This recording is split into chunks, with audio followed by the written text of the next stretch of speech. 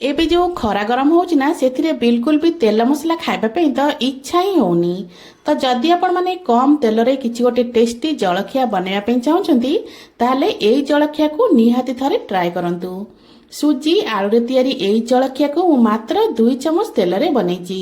देखिले केही भी कहि परिबेनी एई जलखियाटा को आमे मात्र 2 चमच तेल रे बनिचंती बोली। जलखिया देखिबा पे जेतिकी सुंदर लागुछि खाइबा पे भी सेतिकी स्वादिया। नमस्कार मु रश्मि यूट्यूब रे आपण समस्त को स्वागत। आशा करुच्ची आपण मानकु आज रेसिपी निश्चय पसंद आसीबो। एबे चलंतु रेसिपी स्टार्ट करिबा। आजिर एई जलखिया बनैबा पई प्रथमे गैस ऊपर गोटे पैन बसै नेथिली। एबे सेथिरे गोटे चमच परिका देदबा तेल। तेल हल्का टिके गरम हो सारा पर एबे सेथिरे हमें काटी रखिथिबा पियाज को दबा। तो एठी मु गोटे मीडियम साइज रो पियाज को पूरा छोट छोट करी काटी नेथिली।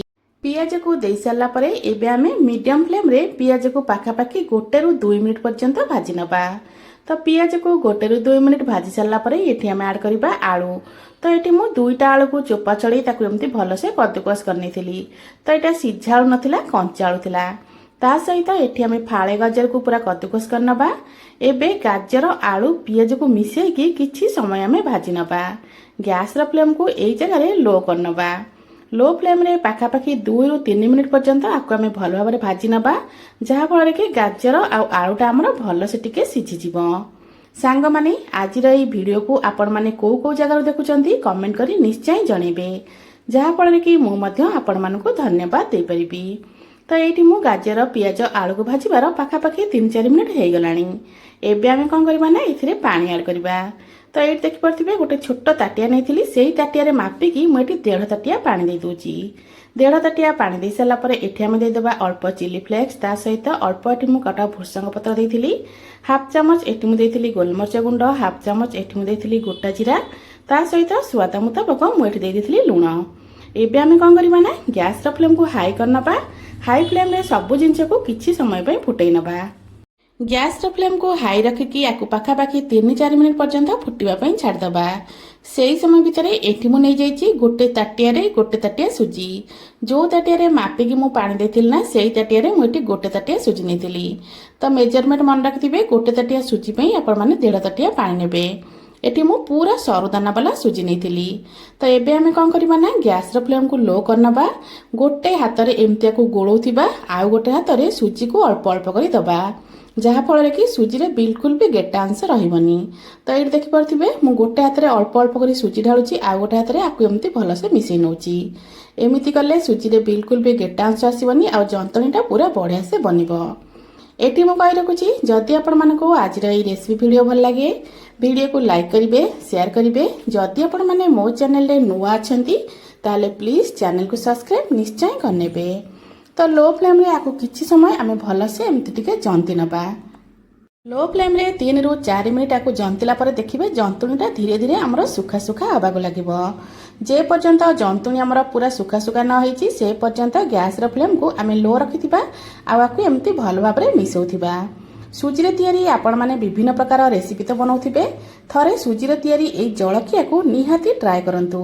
देखिबे एते चटपटा लागि थाए खाइबा पे जे पिला होंतु कि बड़ समस्त को एई जलखियाटा खाइबा पे बेस पसंद आसीबो।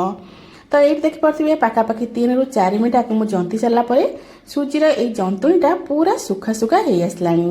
सुजी रे एई जंतुणी एमती पूरा सुखा सुखा हेई आसला परे एबे आमे कोन करबा ना गैस रो फ्लेम को बिल्कुल ऑफ करनबा। एबे आकु कवर करने की 3 ରୁ 4 मिनिट पे छाड़ दबा। जहा फल कि जंतुणीटा पूरा बढ़िया से सिझी जिवो।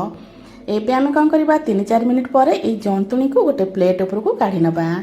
एबे एई जंतुणी को एमती कोन करबा स्पाचुला साहाय्य रे टिके स्प्रेड करनबा। जहा फल कि जंतुणीटा जल्दी हमर टिके ठंडा हे जिवो। एबे एई जंतुणी को मु पाखापाखि 3-4 मिनिट पर्यंत छाड़ी दउची टिके ठंडा हवा पई। एटा को पूरा ठंडा करिबेनी हल्का हल्का उषुम थिबो सेही समय रे आकु आमे भलो से चकटिबा। तो ये देखि पारथिबे हाथ रे अल्प मु तेल दे देची। एबे आकु आमे कोन करबा ना चकटिबा।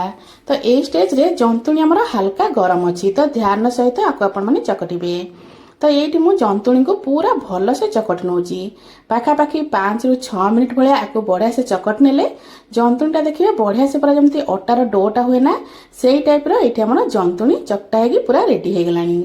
जंतुणी को एमती भल भाबरे चकटी सारला परे एबे आमे कोन करबा ना आरो छोट छोट टिक्की बनैबा।